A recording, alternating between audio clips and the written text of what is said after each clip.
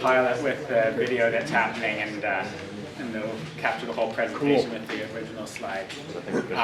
So just a warning, there are 70 slides in this deck, and I know it's already rather late in a weekday, so I'll try to burn through them. If I don't exactly have the time, and I tend to get lost in discussion, so if people want to keep me in, if I seem to be dragging on, let me know, and if someone wants to keep count, and if you see I'm at slide number 25 and it's already 9:30, then I'm going to step up the pace. Oh my. Yeah, this is, I must thank the contributions here for cordless foam battery combined with a laser diode. Thank you. Sorry. So for those of you who were around last year, I gave a presentation all about batteries, and I've been involved with electric bicycles for about 7 years now, and run the website ebikes.ca, which has been selling electric bike conversion parts for enthusiasts, people who are converting a bike. And over that time, I've amassed an enormous amount of experience, a lot of it unwanted, some of it enlightening, and this is an opportunity for me to sort of share some of what I've learned through all of this process. And we have our company, Grin Technologies, that's designing and manufacturing components for electric bicycles, which we sell through our website, which is ebikes.ca. So that's my quick little background, and then this, the subject of this talk is going to be all about hub motors. So I'll take us to the next slide. So I'm basically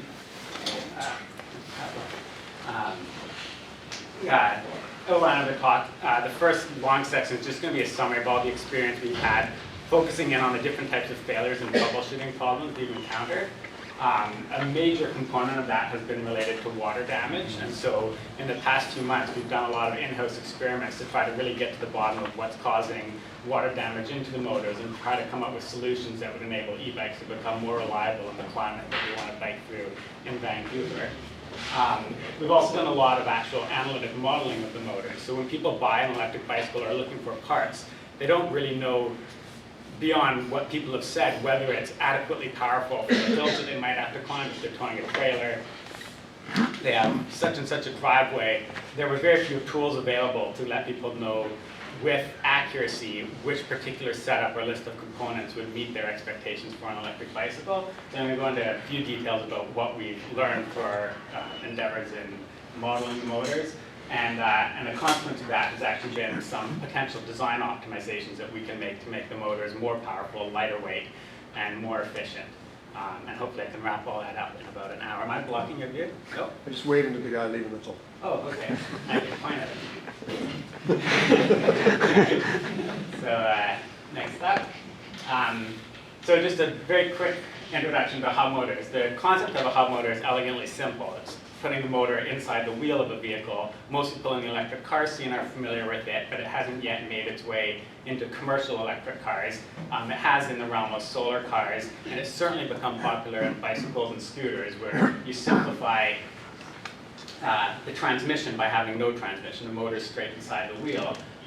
There's two fundamental approaches to doing it. In the one case, you can have a small motor here spinning at a high RPM that's geared down with a set of planetary gears to the hub.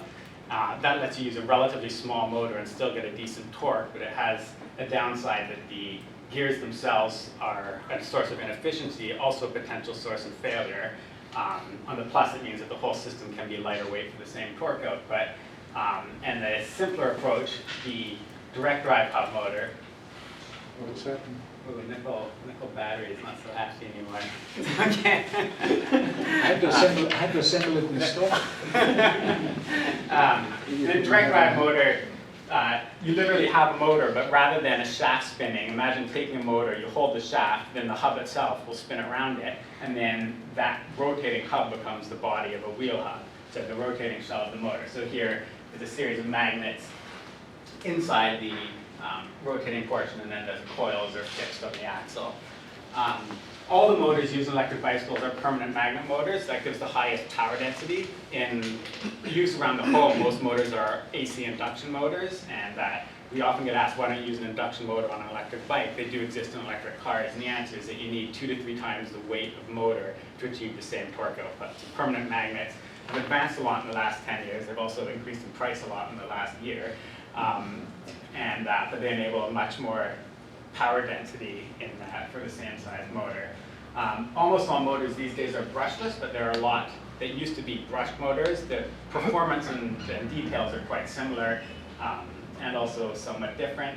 And in a brushless motor, which is the most common we deal with, there's actually 8 wires that typically come out of the hub. There's 3 of them that are sending power to these coils, and then there's 5 of them that go to a set of sensors located inside the motor that detect what the orientation of the magnets is over the motor. So if you go to the next slide, there is this is more a schematic diagram of what's going on inside a basic brushless hub motor. We saw a large number of teeth inside there that are wrapped in coils, but the coils are all connected. So this tooth here gets connected to that tooth. And at the end of the day, there's 3 sets of coils that come out as 3 wires. And there's also 3 small little chips called Hall sensor chips located inside here. And these will output a signal depending on if it's a north pole or a south pole over top of it. And that allows a motor controller to then determine in which sequence to power current through the coils there so that you're always pulling on the magnets the same way. So if this was energized to become a north pole, that would attract this magnet, it would repel that one and put a clockwise torque. So that's the fundamental design. So I'm going to dive right into the problems as I mentioned. So a motor is a well understood and very established thing to manufacture, but as soon as you make a hub motor, you're now adding a whole bunch of forces that were never anticipated by original motor designers. So in the case of a bike wheel, normally a motor is only dealing with torque forces on it, but now you have all the spokes that are lacing to the rim. And every time you hit a big bump or pop on a bicycle, you can sometimes put a very large jarring force right where the spokes go through the flange. So this is one case where somebody had a hub and they hit a curve and it tore out a set of spokes, 3 of them in total, from the flange itself. We've seen this happen on basically every brand of hub motor we've dealt with that has an aluminum flange. Not very often on ones that use higher grade aluminum, but sometimes it's been more often than we like. And in this case, what we did is we then drilled separate holes that we put the spoke through, bypassing the ones that had torn through. Next slide. Here's an even more extreme example where we suspect there's actually a defect in the casting. So all the hub motors are manufactured in China and largely for Chinese consumers that have a much lower standard for reliability, and by factories that don't have the same levels of quality control and refinement that we're used to seeing for products designed for the West. So here it actually cracked right across the entire the entire rotor area. And in this case, a famous French fry has no fault to the motor manufacturer, he just crashed into the hood of a car. But it was interesting to see because it actually ripped the entire rotor shell right apart, tearing the aluminum right off the steel ring that holds the magnets. This one is another example of a force that doesn't exist on a normal motor design, but as soon as you're now tying into the hub, you have to deal with all the hub forces. On a bicycle, there's a significant force on the rear wheel on the side that's taking the pedal drive chain. So there's a freewheel that screws on to a standard thread that exists on bike hubs, but with the lower quality aluminum castings that the motors are made from, the torque when you're pedaling eventually fatigues and causes it to crack around and then shear right off. So in the midst of one pedal stroke, it suddenly slips out and you have no more chain linkage to the bicycle, and then you got a trust electrical only to get you home. This is something we've seen on, again, just about every brand of motor that does all aluminum, and in the last few years, most companies have a steel insert that they die cast around, so that threaded portion is made of steel. Is it possibly the electrolysis going on in the... Go back. We've certainly seen some that had a high amount of corrosion that might have been coupled with that. There's certainly all bicycle hubs are aluminum. They don't have this problem, but they're usually forged aluminum. They're made to higher grade standards than what we've seen in a lot of the motors. Next slide. And then this is one that there's just no excuse for. So there have been a lot of problems getting the motors to have disc compatibility for disc brakes. There's a certain ISO standard for the spacing between the holes and how far here they got one of them right. And, so it's kind of surprising that we get a whole batch of motors, very excited that they've now got the rest of their spacings proper, that you can fit a caliper on. And then when you go to screw a disc in, you find that you've actually got almost a complete misregistering of the hole. So in that case, we'll go to the next slide. We're able to solve the situation. We just made, these are sort of the original holes. You can see how offset they are, and then we drilled our own exactly spaced and tap holes, and then we're able to make that work with the disc. This problem, I'm not going to go into too much detail here. It's almost worthy of its own talk. But inside the hub motor, you're generating a huge torque to spin the wheel forwards, but there's an equal and opposite torque on the axle, causing it to rotate backwards. And that can impose a very significant, imagine the axle sitting here, if it's twisting backwards, it pries that open. And especially on aluminum forks, that can produce stresses that crack the top of the dropout. And this will happen, it's a given this will happen if you fail to tighten the nuts up. But as people are putting more and more power into hub motors, trying to see how far they can max it out at, you see an increasing number of people riding their bike, gunning the throttle, and having the wheel fall right out on them. When this happens, all restraint on the axle is lost. So the axle, which had, And guess what happens to the wire? Next slide, you rat. So then the axle then whips around in reverse once it does crack, and that would spiral up the cable with it. If we go to the next slide, with the consequence that you then shear off the copper.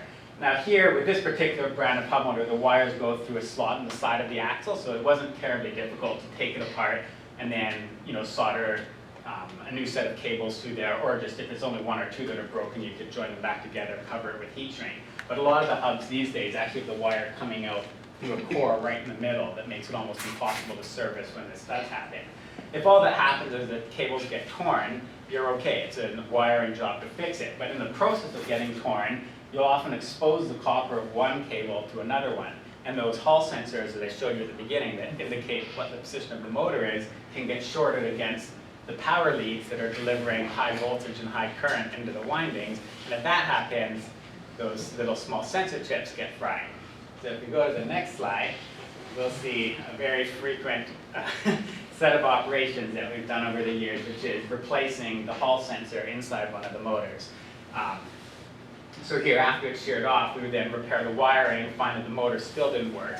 When one of the Hall sensors is damaged, the consequence when you're on the bike is that the motor feels really jerky and rough. And so it's almost like riding over corrugated speed bumps or something. You go and it's something that almost anyone who owns an electric bike lives in fear of, and most have experienced it for one reason or another.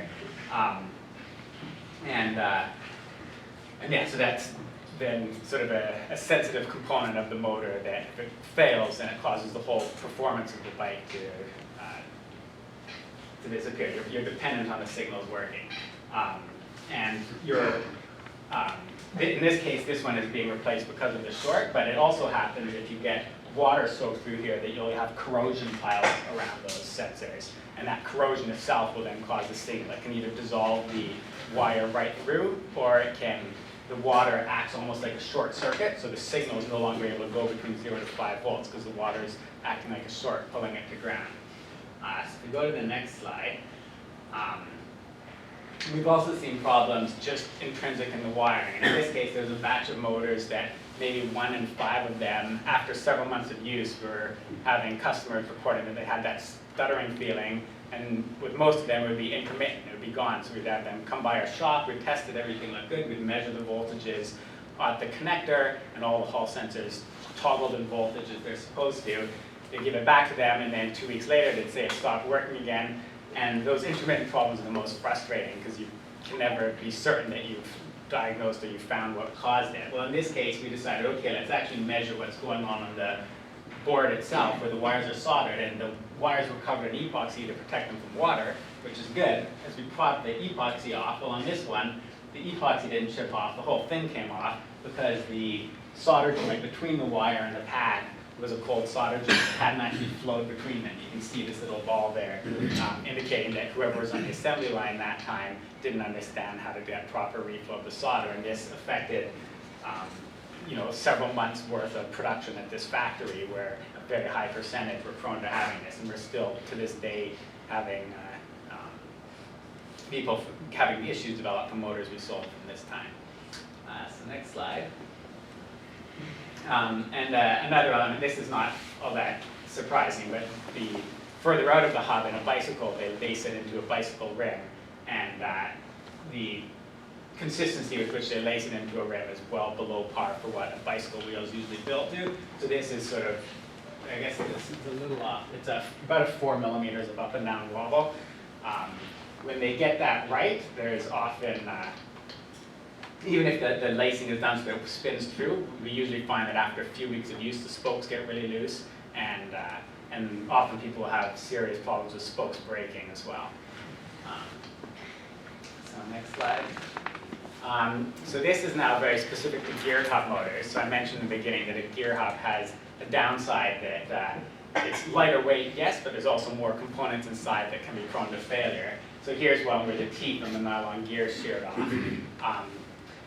This happens, from our experience, in about 3% of the motors that we sell, but for the most part, there's been no rhyme or reason to it. Sometimes it's within a month or so of the person using the bike, other times it's 3 years later, and it's not correlated if there's somebody who uses, dumps in really high power, 48 volts, or if it's somebody using the stock 500 watts. This one was a bit interesting. If we go to the next slide, when we then disassemble a bit further, we can see a clear scrape mark around the freewheel inside here. And it turned out that the screws that this person used to screw his disc onto the hub were longer than the ones that were supplied with the motor, and they stuck through to the point that they were scraping one of the rotating parts.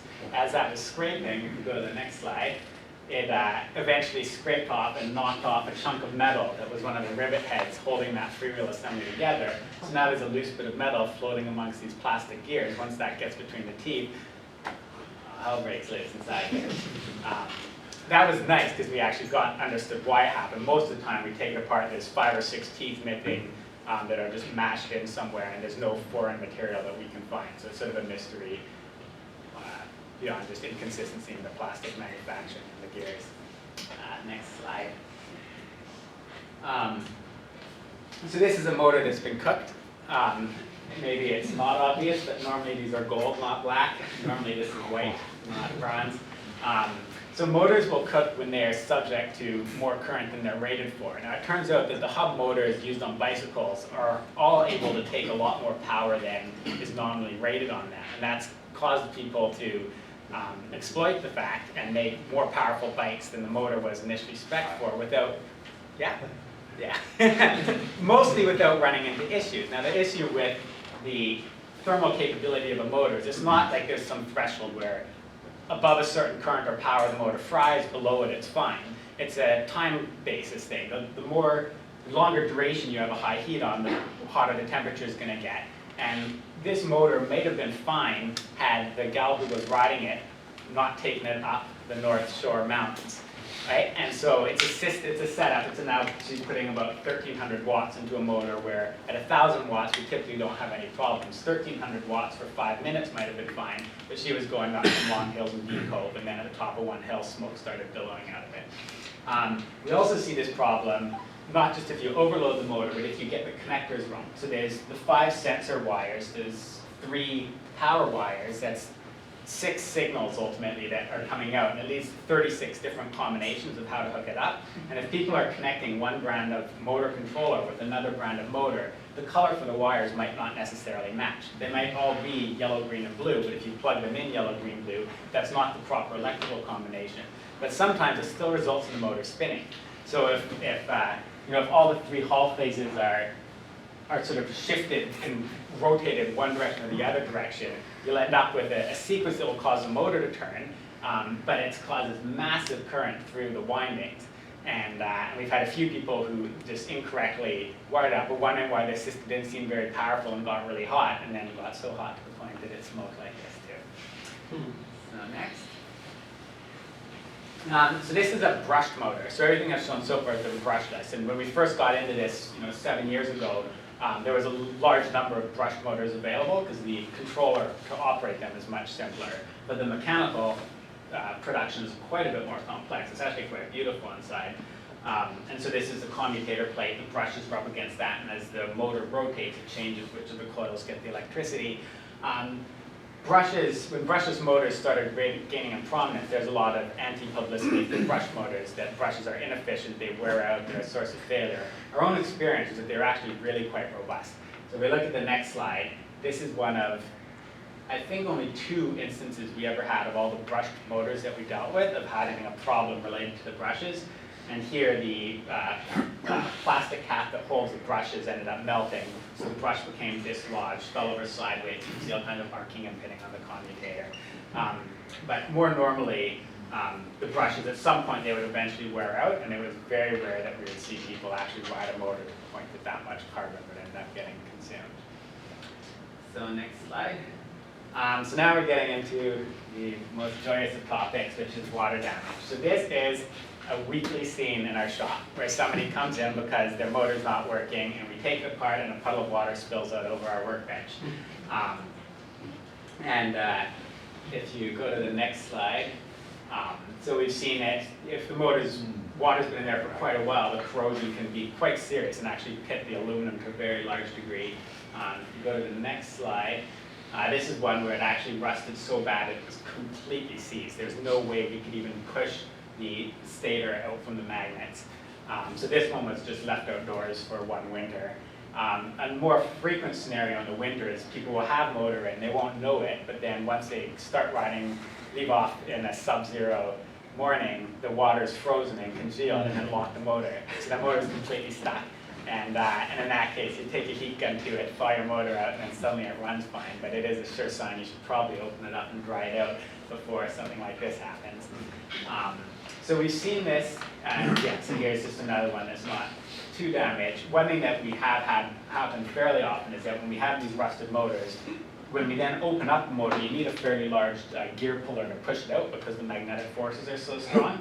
But if it rusts to the point that it sees the stator against the magnets, and that can cause one side to bind, and then as you push it out, one side binds, and you end up bending the set of coils from the axle until it comes out at an angle. We've seen a lot of people actually, in the effort of trying to repair their motor, they end up permanently destroying it because they've now bent and mangled the alignment of this to the axle.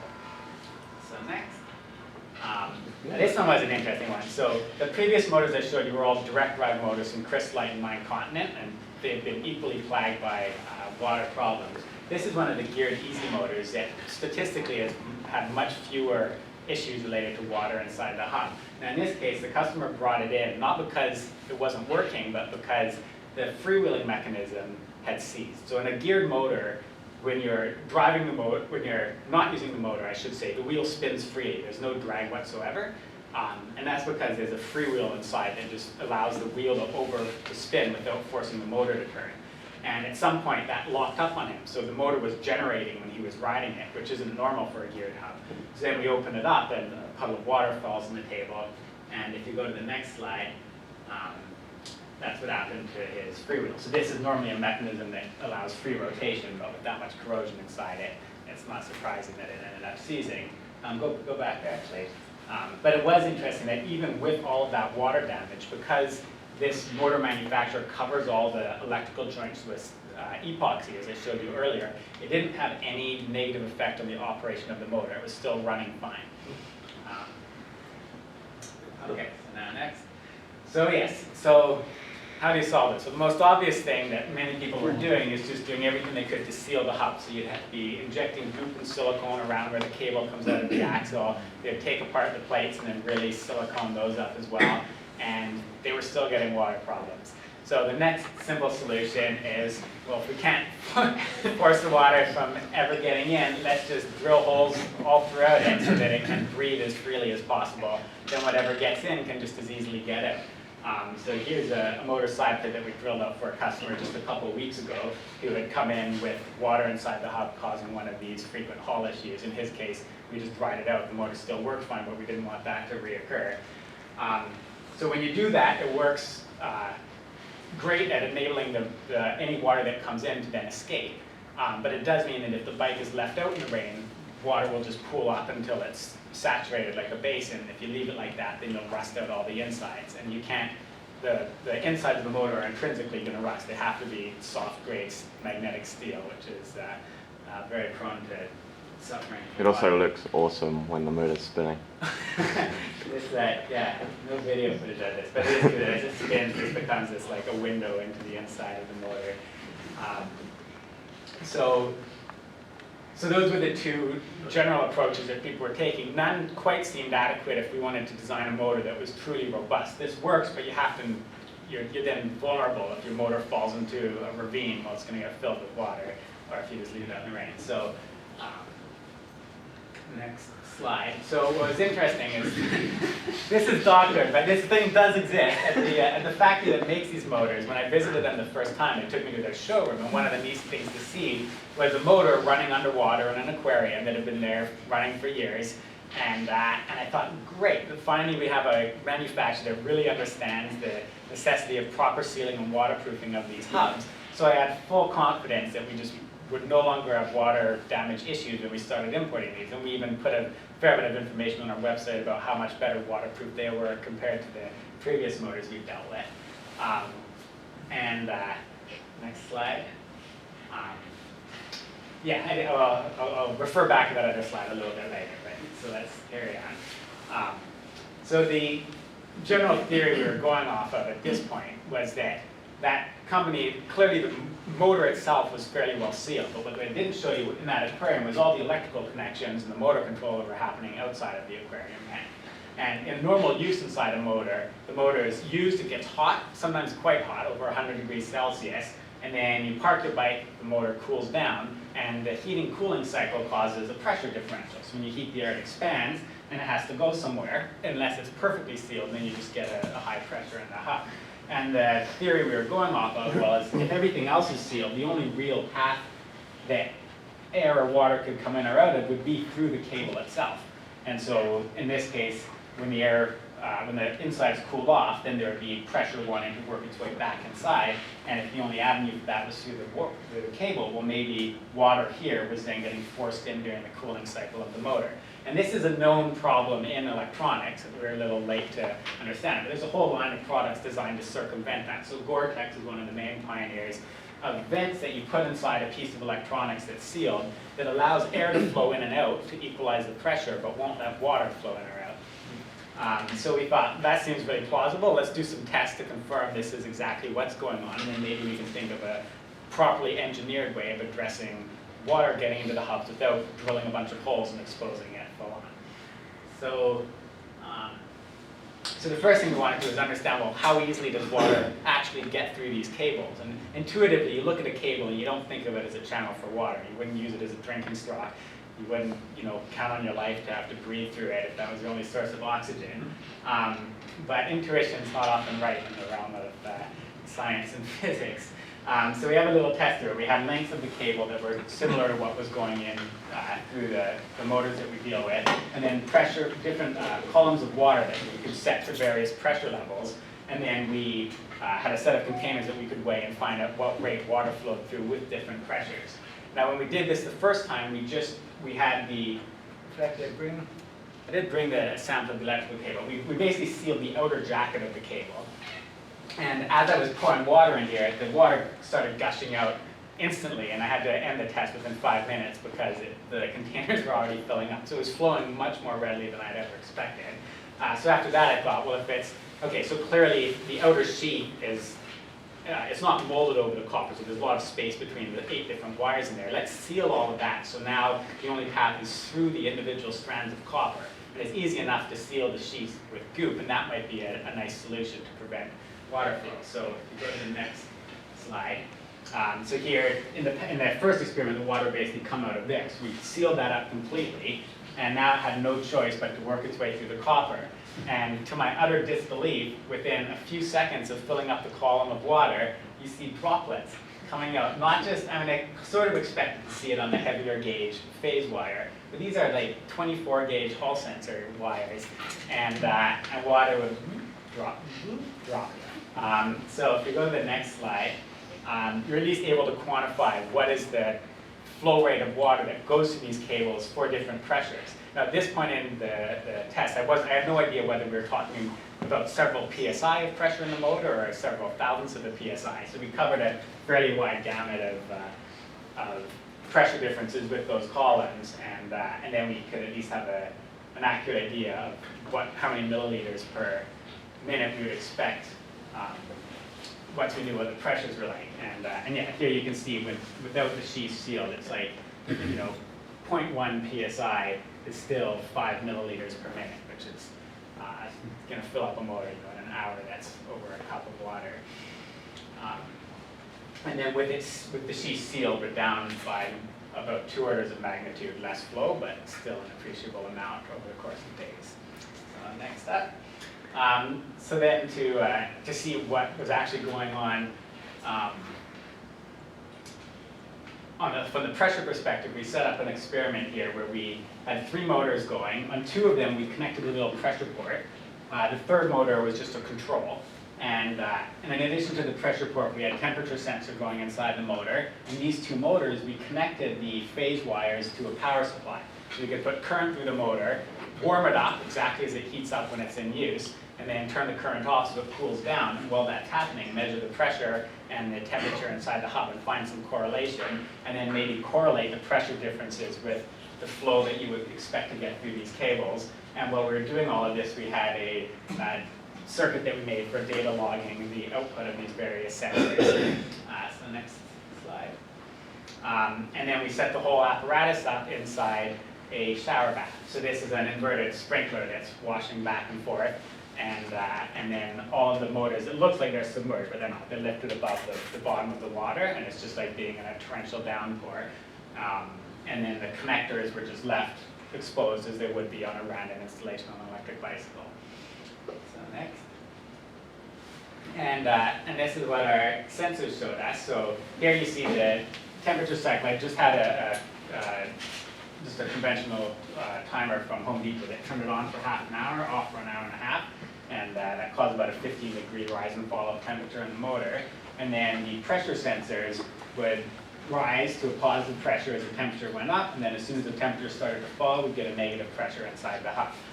The purple pressure sensor here was the motor where I sealed the sheath on the cable, and in the green one, that was one of the motors where the cable sheath was not sealed, so air could go in between the cables, not being forced just to the strands. Some interesting stuff here. You notice that the very first temperature cycle, there's almost no positive pressure in the one where the cable sheath was not sealed. Because there's no water, it's just pushing air through what is effectively an open pathway. There was very little pressure difference as a result. The air flowed easily. But as soon as the motor cooled and started to suck, then we suspect that channel filled with water. And now you're pulling water through these strands of copper and cables instead of pulling air. And that takes a lot more force. So then you end up with a more negative pressure. And then with the water being in the cable, there's then a higher pressure difference throughout the rest of the experiment. So this confirmed, it gave us an idea as well of what pressure levels we were dealing with, and peaking at around 0.1 psi when we had the cable sheath sealed. So next slide. And then after this experiment ran for 5 hours, we then took apart the motors, took them out of the experiment, opened them up to see what was going on inside. So the first one was the control motor that wasn't temperature cycled at all. And in this case, it had a huge dumping of water inside it.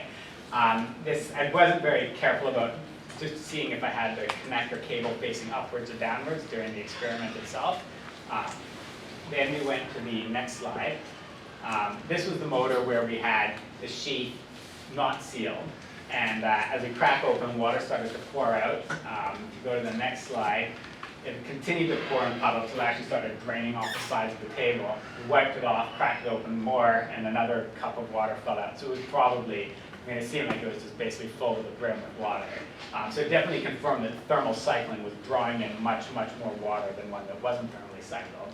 And then the last motor is the one where we sealed the sheath of the cable. And in this one, we had just a fraction of the water compared to the other one, but water nonetheless, and an amount of water that would still rust the insides of the motor and cause it to seize in freezing conditions. Next slide. So that led to an interesting, assuming this hypothesis was right, that all the water was coming in from the cable, that was the only source of entry, it would seem that if you could just shield the connector area, then when the motor air expanded and contracted from heating and cooling, it would be dry air that would be coming in and out because the connector area would be enclosed and protected from the rain. And we thought, well, wouldn't this be great if the solution to all of these motor problems is just designing a little box that goes over the connectors, that seals the outside of the wire, and keeps it so that the exposed portion of the cabling is protected from any water exposure. So next slide. So we ran it in the shower bath like that in the same way. I ran it a bit longer, 9 hours this time with more cycles, thinking that there might be so little water coming in, I'd have to do this just to catch the slightest drop. It seems, though, from the pressure sensor data that one of the motors I didn't properly seal. So instead of seeing this routine rise and fall of pressure with each cycle, there's just a few random noise spikes, but for the most part, it's sitting flat. So that cast in doubt whether this would yield interesting information. Nonetheless, we went to open the motors. I did have high hopes for this one. And we went to open the motor, and what do you know? A big puddle of water stuck in it. So that forced us to reconsider our speculation that it was all coming in from the ends of the cable. And in fact, a pretty big dumping of water still came out. If we go to the next slide, this was the one that actually had the sealed end. And we had more water coming out when it was in the box than when it wasn't. But this is also one where the pressure data seemed to show that there was probably a leak. And I think I didn't screw on one of the side covers or seal that properly. So that also led to the dumping of water. So that was a bit of a bummer. The next slide. So we were wondering, well, is it possible, these motors do have a very specific sealing gasket over where the ball bearing is. And so we were speculating, well, maybe that's not properly bonded. But it seemed like anywhere there was a gap for water to get in, it was sucking in. So next slide. So then I wanted to then see, well, am I totally off base? Maybe there's nothing that's coming in through the wires at all. So I then repeated the experiment, but inverting it a little bit, where now I had the motors outside the water spray, and only the connectors inside our inverted shower bath, the sprinkler system. And again, one of the motors I had so here you can see the connectors getting the full spray of water, but the motors themselves being shielded. So in this case, we knew that if water is in the hub, there was no other avenue for entry except from having been drawn in through the cables. So next slide. So this data is a bit interesting. The first pressure rise actually went, we know it's scaled down to a different scale than the previous, so I can't directly compare it. But because the motors were outside the water bath, it actually got to the same on cycle, it got 3 times as hot. So there wasn't this continuous cooling flow of water spray on the surface. And then it also took a lot longer to cool down. So when I noticed this happening, at this point I took a big fan and just aimed it at the motor, so I got airflow, which is more realistic to what happens when you're riding a bike anyway. And then you see instantly a much sharper decline in the temperature, and then the temperature also doesn't rise up nearly as much, or as sharply with the additional convection from airflow. So that's why the data is not consistent all the way across. Nonetheless, I didn't think it would qualitatively affect whether water gets pulled in through the cables. And so you can see again, with the case with a, depending on whether or not the sheath was sealed, you got higher or lower pressure differences, but you still got the cycling as we expected to see. And after running this test for 5 hours, we opened up the motor and there weren't buckets of water falling out. In fact, it seemed like there was nothing, but then on a bit closer inspection, sure enough, there was maybe a couple, maybe 1 milliliter, 2 milliliters. So you can see there's enough that it would actually puddle as you rotated it. You can see small droplets on the inside surface. So it is definitely true that water gets in this way, but that huge volume that we saw in the previous experiment must have been coming in from some other avenue, because the percentage contribution from the cables is really insignificant, as you'll see here. So next slide. So the answer to that is so I was hoping to come here. So these experiments were done over just the past couple weeks. We've got this set up still in our shop, and we'll continue this over the winter holidays to try to really hone in on exactly and isolate different sections where it could be coming in, and pay a lot more attention to sealing the side plates when we screw them on. But it's certainly something that is going to need to be addressed if we're going to want e-bikes to be a reliable thing like a car that you can hop in and drive without worry that just cut out on you randomly. So back to this customer who had his build out, he's been riding in the rain in Vancouver, and I asked him just last night if he could just send us an update if he's had any more recurring water problems. And he said, no, it's all fine. He took some close-up shots from inside. There's a little bit of corrosion from the previous water exposure that it had. But it seems that, at least at the moment, the best fix that we can really propose is to drill out a bunch of holes in the side of your motor, and then just be sure to bring your bike in indoors so that after your trip, when the motor is warm, you can evaporate all the water through the vent holes and not turn into a rust bucket. So do these wheels sort of spin in the same direction all the time? Well, you can spin them forwards or reverse. But usually when you have a bike, you're going in one direction. Typically, you're only going one direction. That's true. So what about the idea of putting like a little hood or whatever on the holes so that it sucks the... Oh, so that like actually shape these. Yeah, because what you've got right now is you've got half that hole is going to allow water in and half the hole is going to allow water Yeah, out. except when you park the bike. Yeah. When you stop, which is when a lot of... Because you're going to have, and then you're going to have half the holes pointing upward. Yeah. Yeah, so yeah, for sure. That's like there'd be a recording lot of anyway. interesting ideas with little flaps. Yeah. But you could think of clever ways of just guiding the water so external water would tend to drain out of the motor, Yeah. but still allow the airflow and ventilation to get, so that any water that gets inside has an easy pathway to get out. Yeah. Impressive.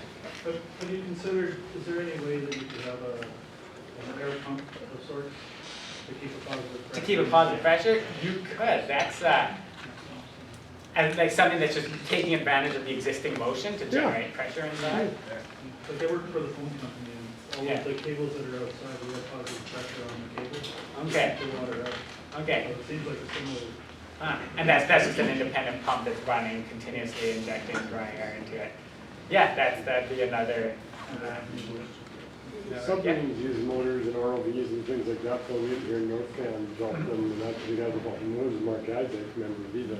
He explained to me once when they solved it, they're going through 4,000 feet deep in these motors, they're huge pressures. They fill them with diesel oil. We fill them with, yeah. Sure. So that's, No, so that, you get 100 of them Yeah. losses of the yeah, turbulence. so that is, we've actually had a few customers do that, where they've opened up the motor Yeah. and then made it oil filled. Yeah. And accepted the fact that there are now some viscous losses that you get, but it does totally exclude water if you do that. So long as oil doesn't leak out these same paths that the water is leaking out, and then you get that's all over your kitchen carpet and stuff. Talk to them, see if they do a bit of work in design, Yeah. how they filled them and things like that. He's very helpful. Yes, sir?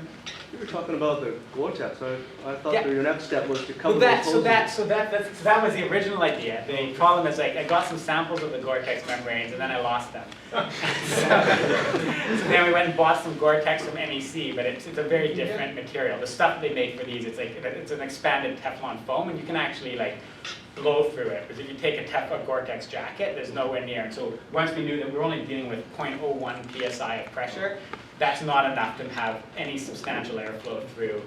And we did the test. So that was part of the original plan.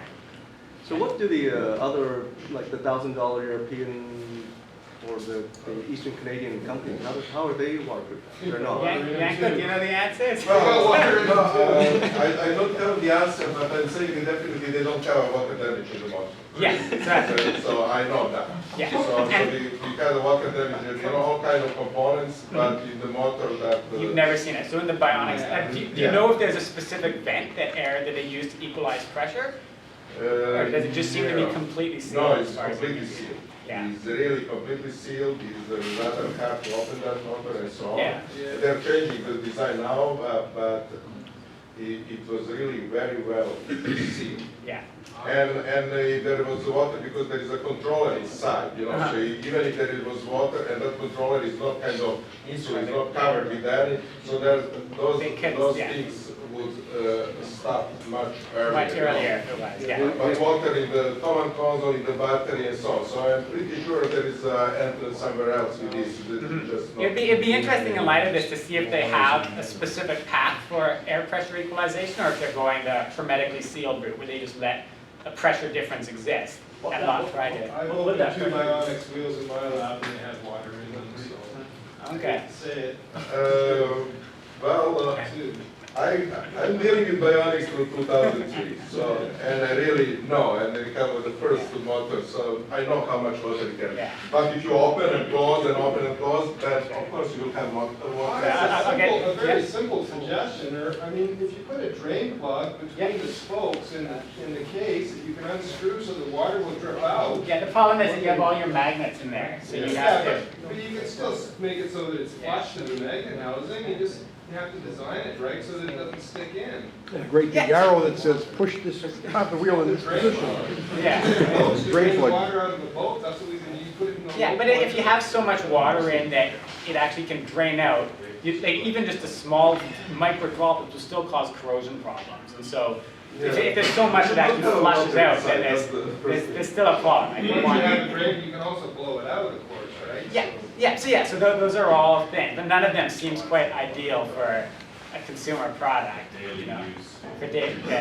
But yeah, that is, and you were gonna say something? Sorry, do we know what pressure it would be if it was hermetically sealed and? No, so that would be, I mean, it'd be easy to calculate knowing the pressure difference in the volume, and that was, I mean, I have all the data to do that number crunching, which I will do once we start experience with gore vents, because we need to calculate what size vent to get based on their published You can floating. get wire with vent tubes in it, we use it in pressure transducers all the time.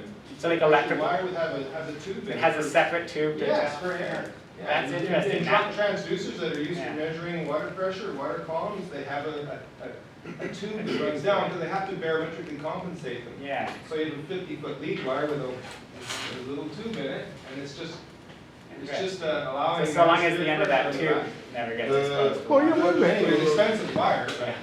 Just to add, Yeah.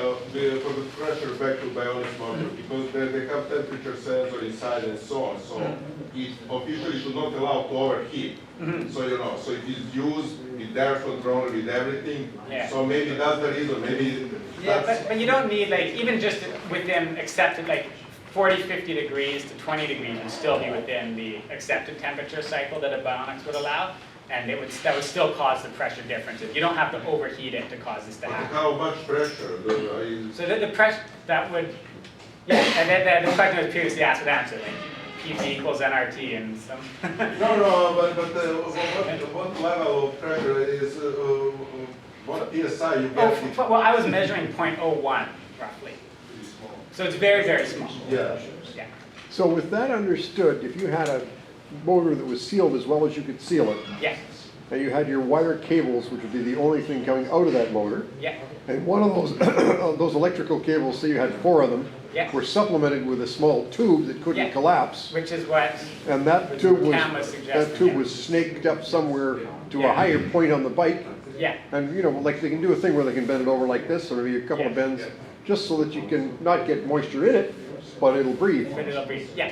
So I think some engineered solution like that's gonna be required.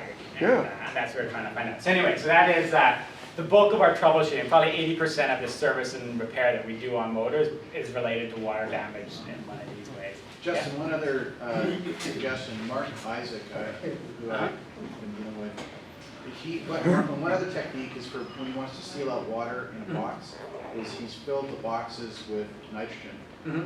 So you just displace all the air. Now, you still have that pressure in and out, which could cause ingress of Yeah, other but air. that requires hermetic sealing, but we Yes. know that the electrical copper wire is not sealed, like you can't, unless you then suck in between the because it's strands. stranded, even the But strands, the yeah. strands allow a surprising amount of flow, and that's sort of what this was telling us. Anyway, so there's a fair bit more material to cover, so the next bit is just to discuss and summarize some of the experience we've been trying to done to characterize hot motors. At the time we got into this, and unfortunately still to this day, very few manufacturers give very meaningful data and specifications on the motor performance, which complicates the picture of how do you compare or analytically figure out what's going to be the right setup for what someone will need given certain grades, hills, certain weight rider. And those that did publish data, we were always skeptical of it, and usually it'd be in the form of a nominal power. So it'd say, this is a 350 watt motor. This motor can do 25 newton meters of torque, but motors don't behave that way. It's like saying, I'm a 175 watt person. Well, that might be my average power on a trip, but I could put out 800 watts if someone's chasing me, and and if I'm meandering slowly. So there's no fixed rate, there's no meaningful power rating. You can give a rating, but you can push a motor to more power than that, or you can run it at less power and better efficiency. And it's the same with torque. So what we really wanted to do was to independently understand the characteristics of these motors so that we could do a full simulation model over the full spectrum of power levels that you could put in and out of it. So when I first got into this, actually at UBC, some other student team previously had made a little test setup where they had a very early vintage Chinese motor connected to a load that had a variable resistor so you could dial it, the resistance up and down. But the problem with this setup is it gives you no way of measuring the torque that's on the hub. So you can see how much power it's running, but you can't see how much mechanical power it's putting out. So the first one that I built to overcome that, I actually supported the motor axle by ball bearings that you see here. What you don't see is on the other side, connected to the axle, there's a torque arm that extends downwards and is then connected to a load cell, like a digital scale. So that as the motor is spinning in one way, producing torque, the reaction torque on the axle that normally, I was saying before, would spin out and cause a bike fork to open, is now being very exactly measured by a load cell. And this way, knowing the RPM, knowing the torque, I could see the mechanical output power and then really know what the efficiency was and see how these numeric models for the motor match up with the real world measurements. The problem with this is that I was using a friction drive to apply the load, the drag on the wheel. But if you wanted to run an experiment, say for an hour, well, you'd burn right through a rubber tire if you have a roller running against it. And so I was doing these tests trying to push the limits of how much power I could do, and bits of rubber would be flying across the room.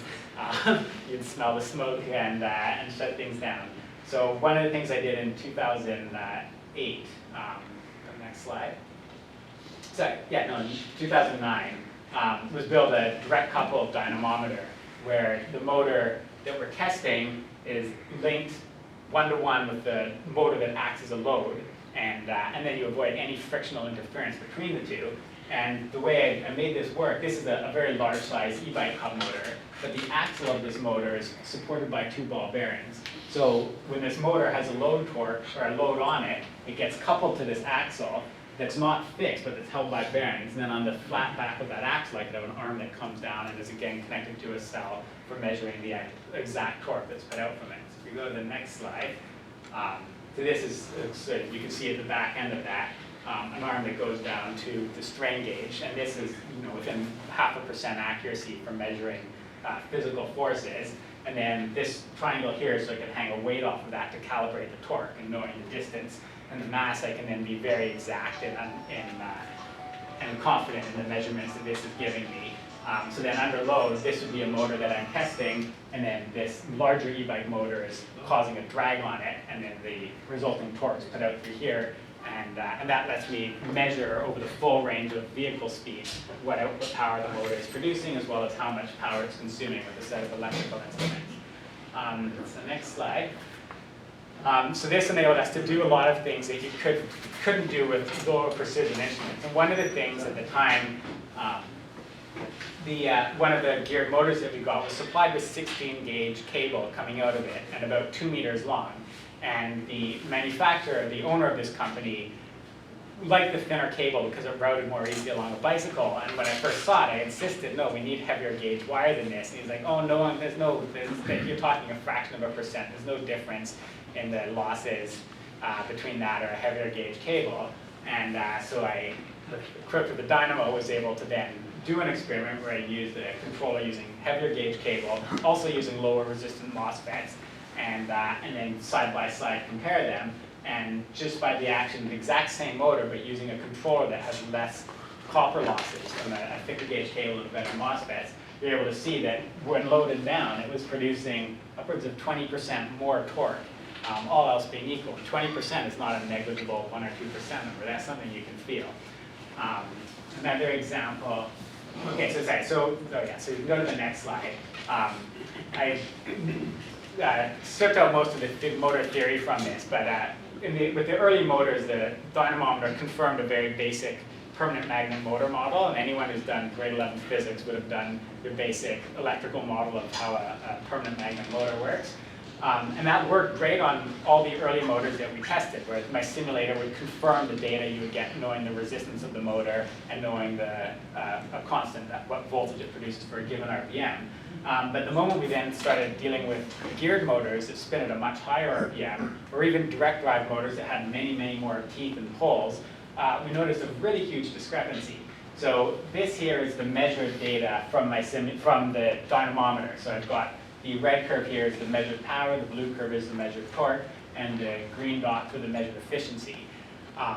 And the lines here is what that basic motor model would predict, knowing the resistance of the motor, the K value for the motor. And we were off by a factor of 2. And at this time we had a simulator on our website that let people generate these graphs for different batteries, different motor controllers, see what motor would perform. But now I couldn't correlate my test data with the curves. And so I was fudging the numbers. I would change the resistance, I would change the K constant to get something closer, but it would never all match up properly. So if we go to the next slide, so this required a bit of digging in to really understand what was happening, and it became a little bit more apparent when I started looking at an oscilloscope.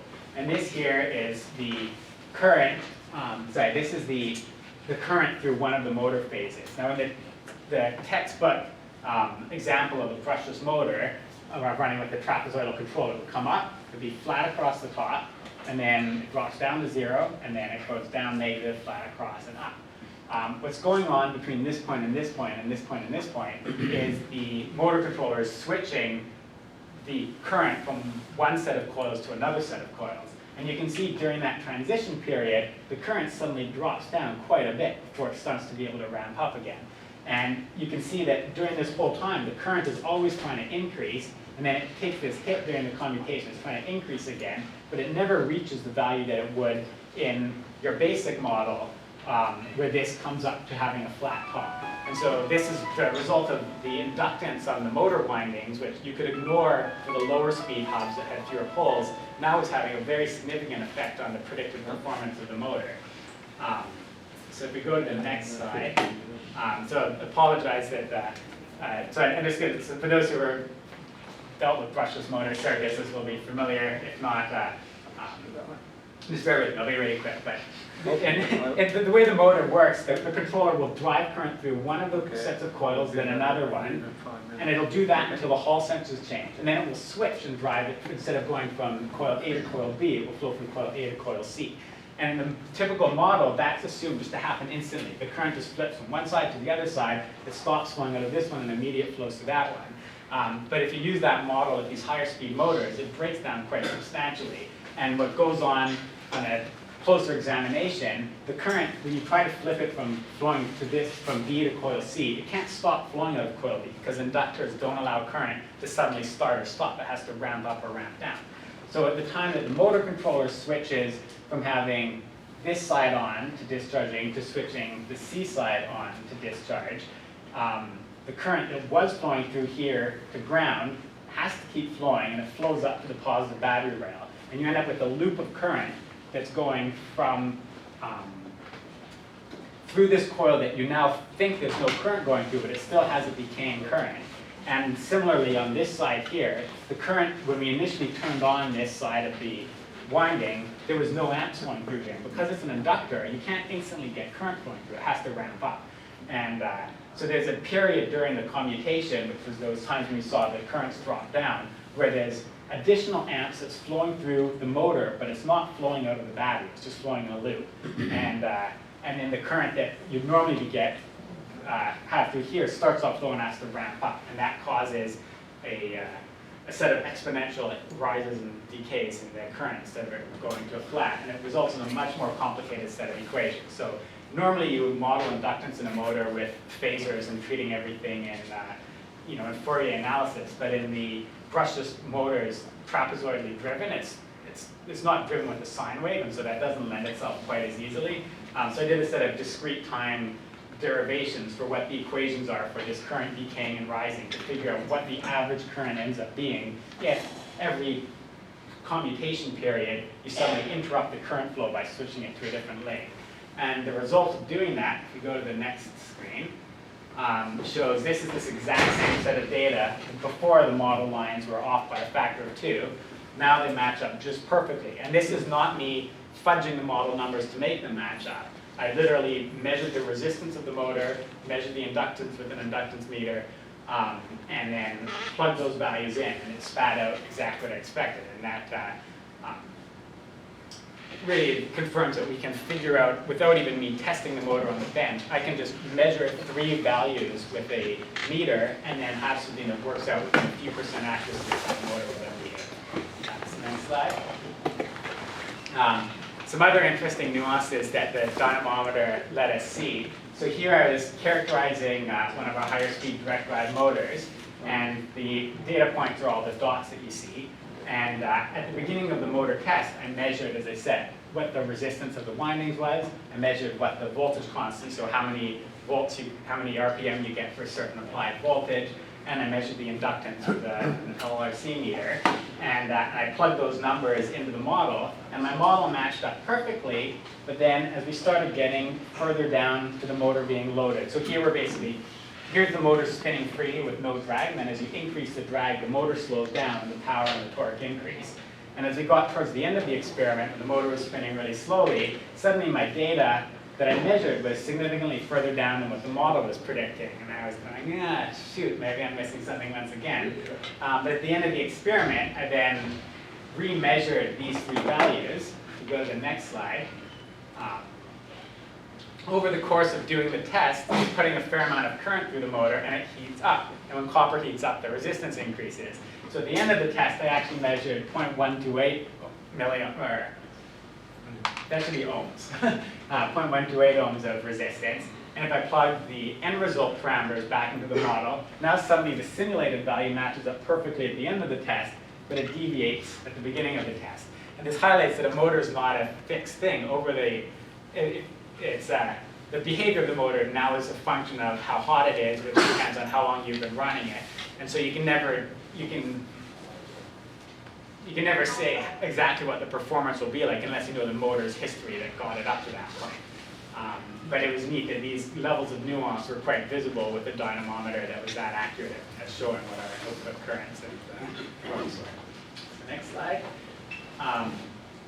So another thing that I was really curious about is cogging torque. Now, cogging torque is a bit of a misuse of the word. It's, but in any direct drive motor, any motor with permanent magnets, there's a bit of resistance to turn the motor. So it doesn't spin freely. And on a bicycle, that means that when you have the motor on a bike and you're not using it as a motor, it's putting a bit of drag on your bike, which makes it a bit more difficult to pedal, which for some people is a real big disincentive to putting a hub motor on their bicycle. And the source of this resistance is 2 things. The first one is eddy current. So when you have the motor's turning, the magnets are rotating around a stationary stator, and that's changing an alternating magnetic field to go through the steel. And the alternating fields produce voltages, and the induced voltages then cause little currents to flow inside the steel laminations. So those are eddy current losses, and the higher speed the motor's spinning, the faster you're alternating that, and you get a loss that becomes linearly proportional with the speed at which it's rotating. Another component of this dragging effect is that every time the magnets move, at one point this is aligned with the north pole, and then soon this becomes the south pole. So you're alternating the field through the steel to switch directions. And each time a magnet goes over it. And every time you do that, you put the iron through a hysteresis loop. And so there's a hysteresis loss component. And that amount of loss is independent of the speed that it's rotating at. The drag that results in that is independent of the speed that you're rotating it at. And so in an effort to decrease this, you can use thinner laminations to reduce the eddy current losses. And to reduce the amount of the static losses from hysteresis, you need a better grade of steel, or you can have weaker magnets. But that is a consequence. If you have weaker magnets, it's true that there's less cogging torque, but there's also less output torque capability for the hub. So scroll to the next one. So sorry if that was all quite analytic. This is the interesting bit. So then I was able to measure the full spectrum of various hub motors that we had around our shop. You can see there's quite a variation in how much drag resistance they have. So some of them, like this lower powered DC motor, was almost 1/3 of a Newton meter, whereas some of the more powerful hub motors, these ended up being 1.5 Newton meters. And surprisingly, by far the greatest cogging torque was a tidal force hub, which was one covered with dozens of patents and all kinds of hoopla about it, sophisticated engineering. But just looked at as an e-bike hub motor, it's clearly a way inferior design from the perspective of someone who wants a hub that has the least amount of drag on it. To put a point of reference here, I've put two lines on, the blue line and the red line, and these represent how much drag a bicycle tire has in comparison. So the blue line here is equivalent to a sort of a heavy knobby mountain bike tire, and the red line would be a high pressure road sled. So you can see that the amount of drag of these hubs, even the worst of these hub motors, is still less than the rolling drag of a knobby mountain bike tire. And the best ones are almost negligible compared to that. But when you start comparing to a road sled, yeah, the drag of a hub motor is sort of comparable to the rolling resistance. And so when people ask us, well, how much of an effect is this clogging torque going to have on my bicycle? Now it's very easy to say, well, it's basically the same as your rolling drag. And for people who are familiar with bicycle dynamics, the rolling drag's a very small percentage compared to air resistance, but it's still not negligible. Which one's the easy geared motor? Okay, so the geared motor doesn't, I have it on here. Do I have it on here? Geared reverse. It's the red boxes. Yeah, so it's actually the blue, the green box is here, but that's, in the geared motor, it freewheels. So you never see, I actually have this red one here is what you actually see. Well, the green boxes are geared reverse and the red boxes are geared forward. That's right, that's exactly right. So in the forward direction, this is where it is. It's basically flat line. So it has a freewheel, but the planet gears are still rotating. The motor magnet's not, but the planets are. So there is a bit of drag. Right. But if you lock that freewheel, or you spin the motor backwards, you get one that's a fair bit higher than the direct drive motors. So the thing that's going straight up in the air, That's a great, so this here, you notice that I have, so the pedal force is interesting. Like the Bionics, it has controller electronics that were built into the motor. okay? And so what happened at this point, I had it on my bench and I was increasing the RPM while measuring the torque. And at one point, the RPM got so high that it generated enough voltage that I couldn't disconnect the controller. So the controller powers on, and the controller then tries to clamp the speed of the wheel because it's programmed to have a certain speed limit in it. And so I ran into this here. If I could disconnect the controller, this would come along straight. Now the reason I actually have both of these, so this is actually, so there's an on-off switch, I should say, on it. What's interesting here, you notice that with the battery off, or anyways, these are the same hub. In one case, in the case of the black line, the hub is generating the power that's turning the motor controller on. And so there's an additional amount of drag because now to power the motor controller, there's current flowing, and that requires energy. Whereas when I had the tidal force plugged into an external battery, so the external battery is now powering the motor controller, you end up with less clogging torque. So the quick analysis that I see there Yeah. is certain motors have more drag than other motors. Yes. And if I understand it correctly, the tidal force on or off has more drag than anything else, and Absolutely. even more drag than knobby tires. Absolutely. Yeah. So why would anybody use it? Yanko, Does it have more power? No, they're not using anymore. It's gone, it's history. It's history, okay, So tidal force went bankrupt. okay. Probably not because of this. It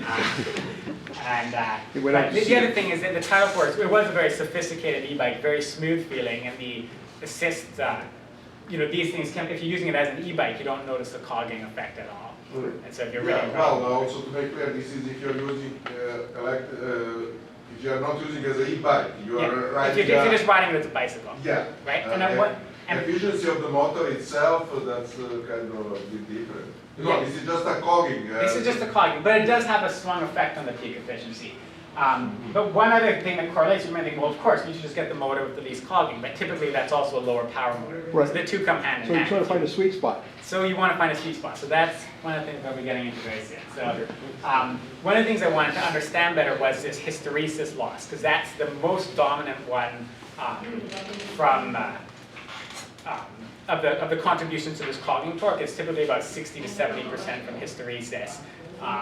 And this is actually from a different experiment when I was trying to characterize the steel ring that the magnets go on, but you can do a similar thing with the stator cord. If you go to the next slide, this shows what a hysteresis curve for iron looks like. And what this means, on the one axis here, we have the applied sort of MMF, like how many amps are flowing through it. And then here's the resulting field in Teslas.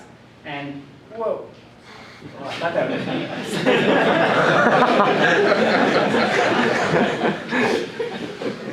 So one thing that you can see is that if the steel is brought heavily into saturation, we end up with a much larger area than when the steel goes through this loop here. But we're only talking a pretty small difference in the peak flux through the steel. So in the case where we bring the steel to 1.7 Teslas, we end up with probably half the area as if we take it all the way to 1.9 Teslas. So clearly, towards the end, really pushing the steel to its maximum flux causes a huge increase in the losses from hysteresis.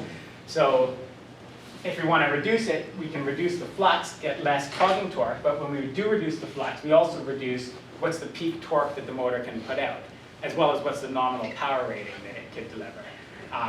But what this was indicating to us is that a tiny drop in the peak output torque can result in a very substantial decrease in the clogging torque. And as a user, would you trade 5% less torque for going up the hills for 50% less drag when you're not using the motor? So that becomes one of these optimization questions. So we go to the next slide. So this here then is a set of experiments I did where I took the same 9-continent motor core, but I managed to source a set of different magnets for the steel ring in different grades. There's N45, N35, plus the original 9-continent ones. And I could also play with the flux by adjusting the thickness of the steel ring.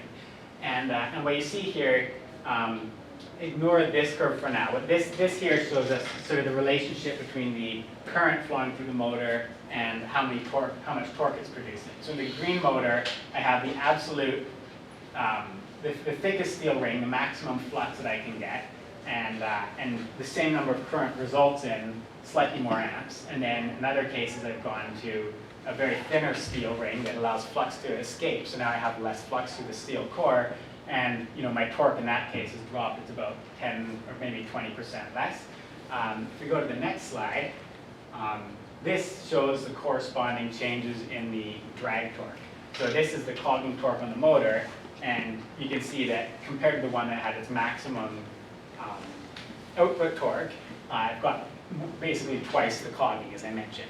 So we have to then make a decision. Is a customer more preferential to have the freest spinning motor, even if it makes it a slightly less powerful motor, or do they really want to maximize the power? My first intuition when I started experimenting with motors was, well, let's get the best magnets to see how much we can squeeze for output power and try to make something that ekes out that 10% extra.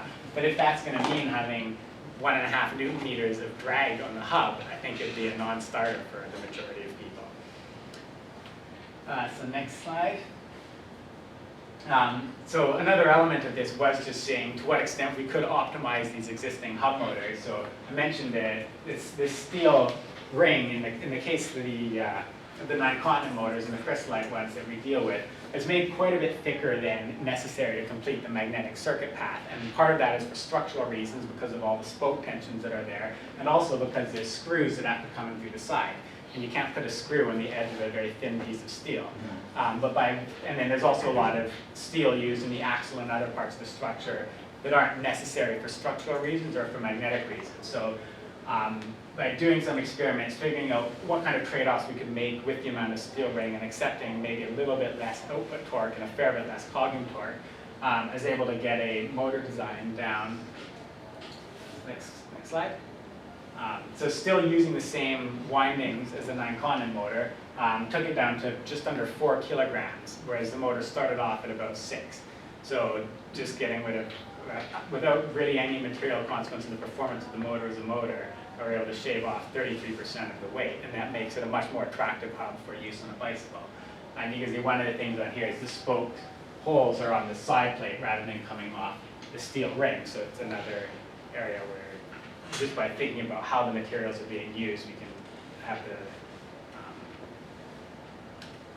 get rid of wastage. So and that's been taken to sort of an additional In order to open that motor, you have to delace it.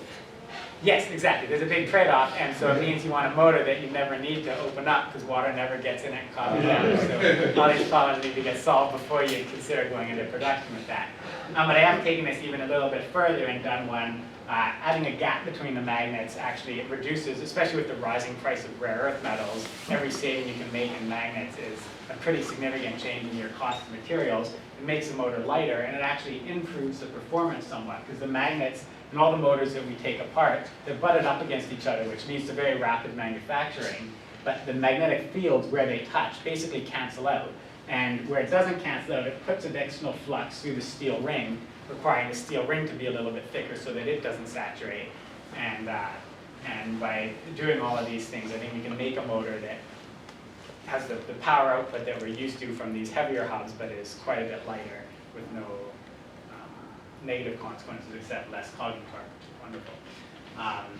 The next slide is, so we mentioned geared motors and direct drive motors, and this was an idea that myself and Mick explored a few years ago, which is that when you look at a geared hub motor, you have the motor spinning in reverse, counterclockwise, that rotates a set of planetary gears that cause the hub to spin slowly in the clockwise direction.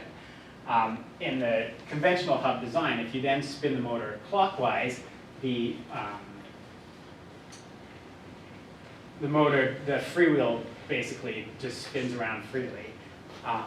And by changing the way in which the freewheeling clutches are done, it's possible to have this exact hub work where when you spin the motor counterclockwise, the motor rotates clockwise but geared. And if you reverse the motor direction so it spins clockwise, it engages another freewheeling clutch that then locks to the casing and causes the motor to spin at a higher speed in a direct drive mode. So this would enable you to have the advantage of a geared motor when you're going up a steep hill, and flips to direct drive motor when you're on the flats and you want the efficiency or the lower noise.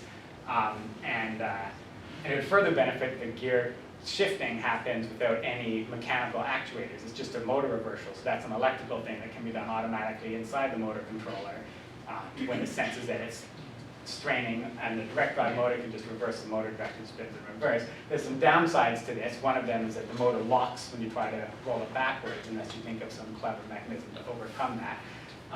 But it is something that we explored quite a bit and have some ideas on how to overcome the backwards rolling, and got a provisional patent on that. And if you, couldn't get this embedded inside the, so I think that's the last slide, right? Yeah. So I couldn't embed it properly in the presentation, but I can have this on here.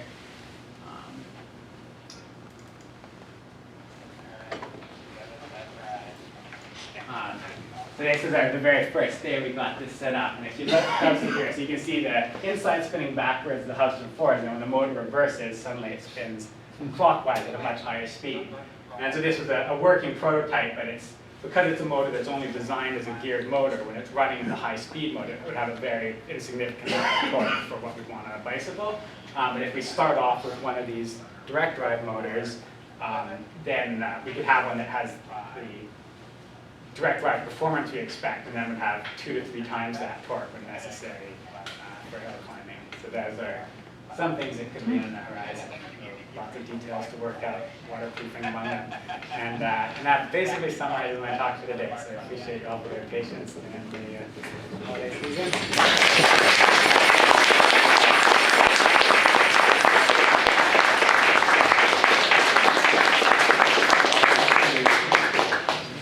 Any quick questions?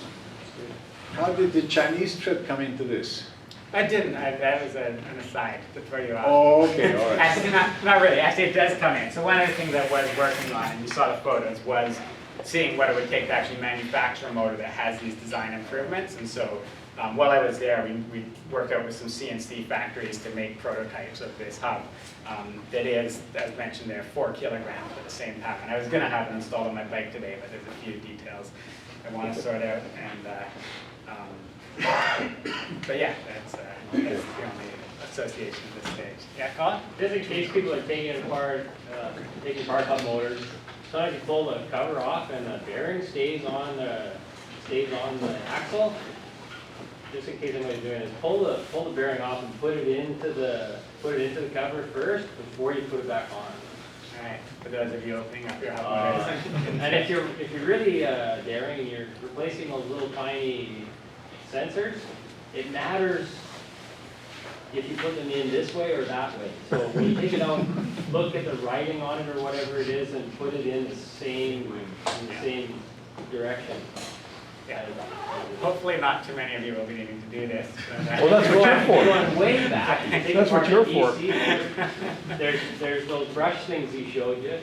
If it starts acting like the brushes are wearing out, but it's not that old, they may have just kind of stuck in the little slidey thing. So it puts some like grease on, it's like high temp grease or something. Graphite. So they can. Should be lots of graphite in there already. Never mind. Yes, Cam? Do the experiments or what's going on with larger diameters of, It's probably Charlie.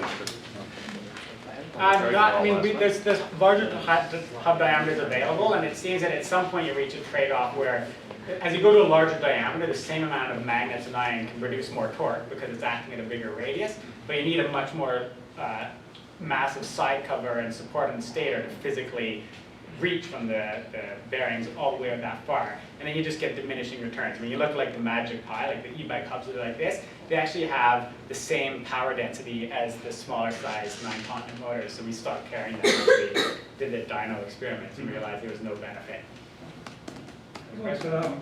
Like direct video inside the hub when you're doing your tests. I mean, there'd be lots of problems and things like that, but to actually kind of see where Well, for the water water, coming in. that would be fascinating. If anyone has a little fiber optic camera that, one of those endoscopy things. Because yeah, you think about it, because you have big wires that you can make fiber optic in too. I'll borrow it, yeah? Why don't you, why do you need to take the wires inside the motor, just induct power inside, So why do you need to do And that? so wireless transfer.